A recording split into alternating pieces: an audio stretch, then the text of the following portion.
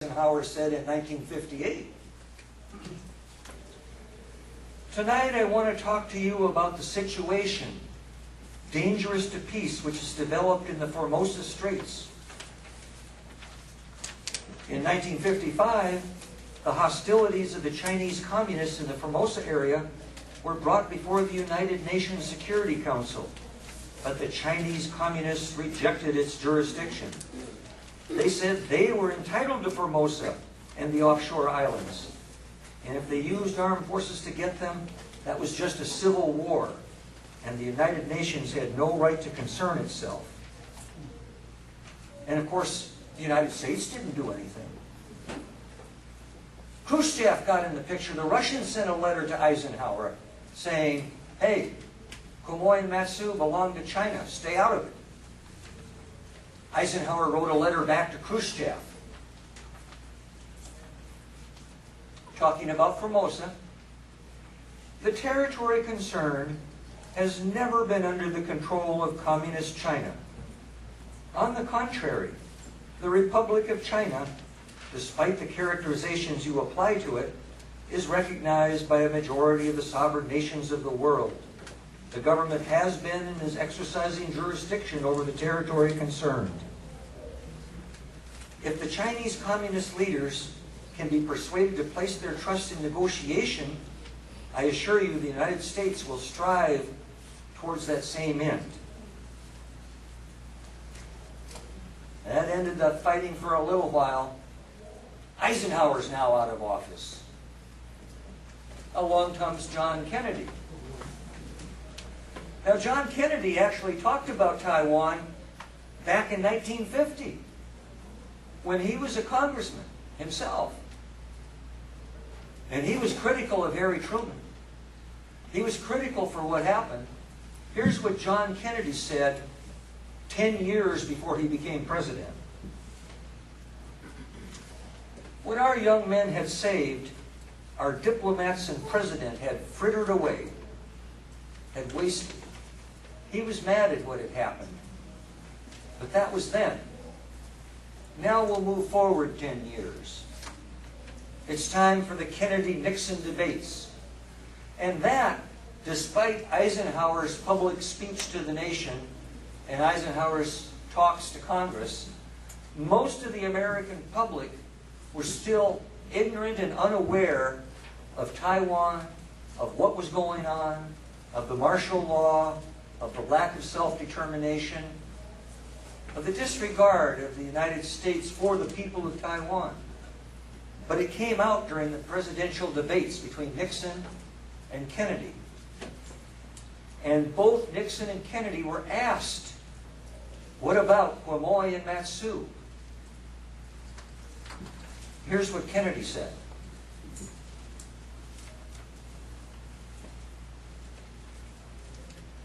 The United States has on occasion attempted, mostly in the middle 50s, to persuade Chiang Kai-shek to pull his troops back to Formosa.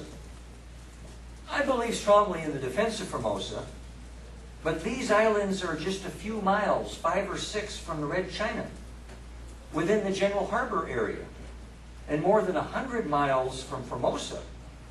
We've never said flatly we will defend Quemoy and Matsu if it's attacked.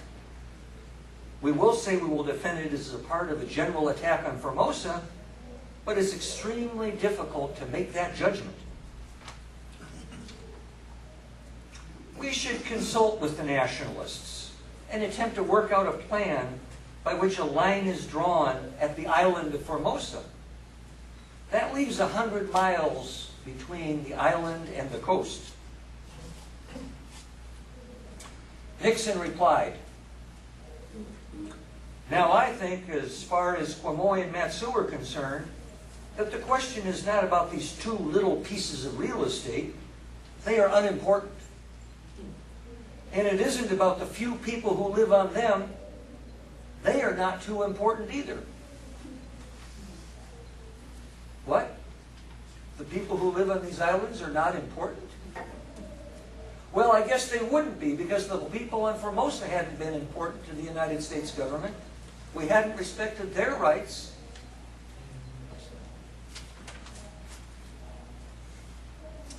Nixon said, it's the principle involved. These two little islands are in the area of freedom. The nationalists have these islands. We should not force our nationalist allies to get off them and give them to the communists. If we do that, we'll start a chain reaction. Because the communists aren't after Quemoy and Matsu, they're after Formosa. I wonder if the people that were imprisoned on Green Island thought Formosa was a free island.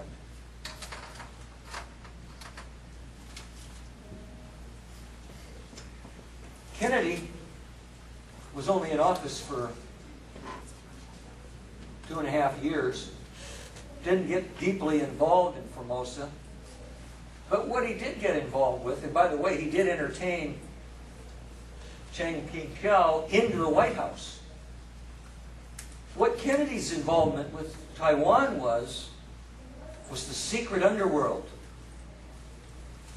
Because Chiang Kai-shek had turned the island into not just a police state, but a secret police state, it was fertile ground for the American Central Intelligence Agency. The United States, by the time Kennedy was in office, had 10,000 CIA employees at the station in Formosa. 10,000. It was the largest concentration of CIA employees in the world.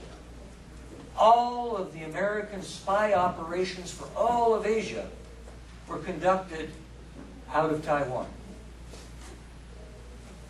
That was Kennedy's involvement. Kennedy dies. Now Lyndon Johnson is president. I don't have much to say about Lyndon Johnson because he was caught up fighting the Vietnam War. He was still taking advantage of the secret underworld, secret police base. He didn't meddle in things. The status quo stayed the same. The Taiwan question remained a question, unanswered.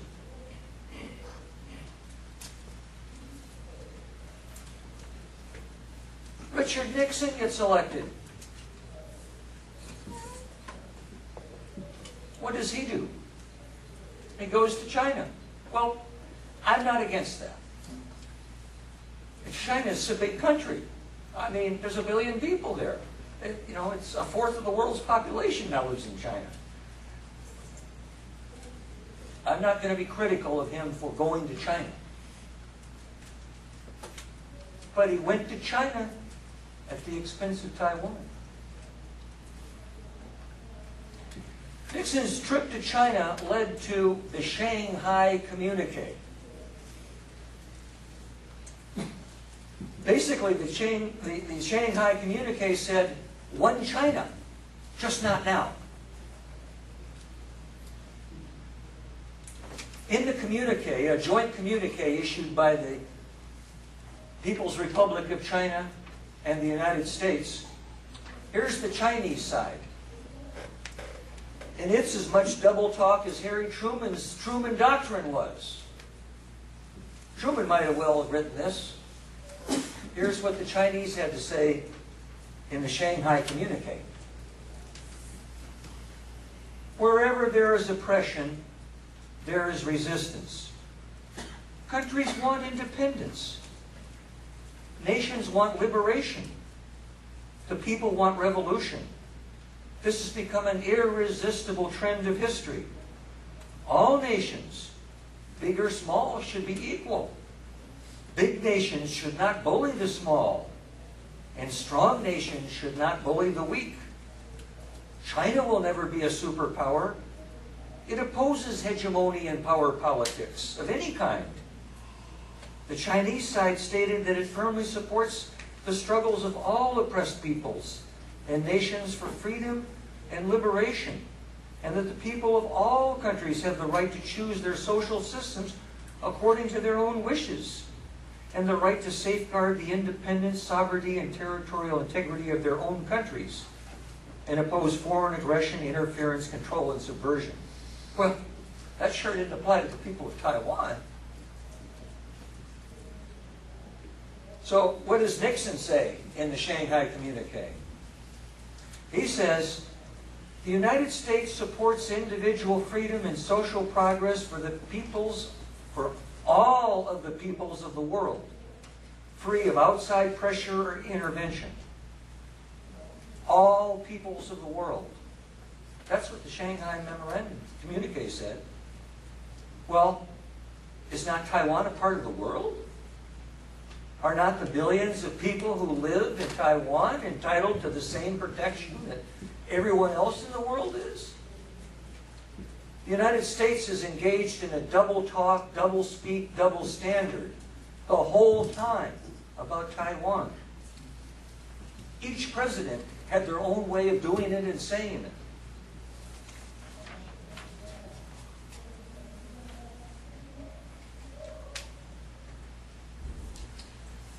A little more out of the Shanghai communique.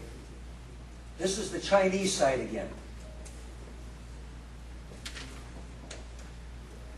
The two sides have reviewed the long-standing serious disputes between China and the United States. The Chinese side reaffirmed its position. The Taiwan question is the crucial question obstructing normalization of relations between China and the United States.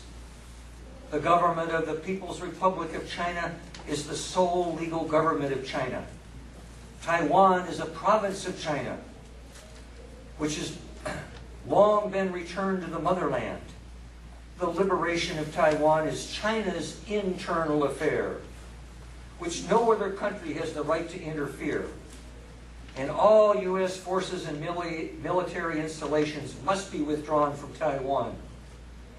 The Chinese government firmly opposes any activities which aim at the creation of one China, one Taiwan, or one China, two governments, or two Chinas, or an independent Taiwan, or even advocate that the status of Taiwan remains undetermined. They wanted a flat-out declaration, Taiwan belonged to the People's Republic of China, end of discussion. And what did Nixon say back? The United States acknowledges that all Chinese on either side of the Taiwan Strait maintain there is but one China and that Taiwan is a part of China. The United States government does not challenge that position. Well, thank you, Richard Nixon.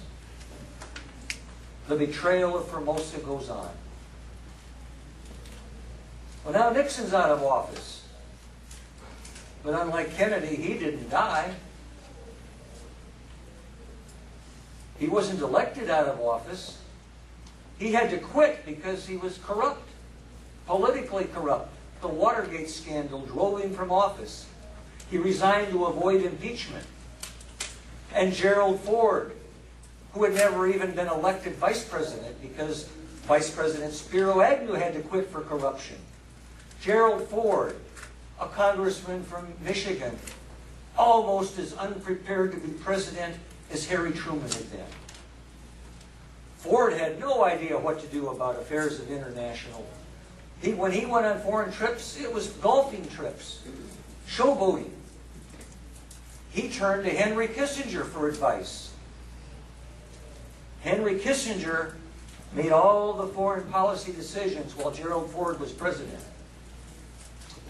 And Henry Kissinger was the architect of geopolitics. Human rights don't matter. Only strategic interests matter. What's important politically? What's important geographically? What's important strategically? Forget human rights. That was Henry Kissinger's view. Well, we got rid of Ford. Now it's Jimmy Carter. And this one pains me a little more than most of the rest. Out of all the presidents in my lifetime, Jimmy Carter's the only one that I personally voted for. All the others, the people I voted for, lost. Carter recognizes China.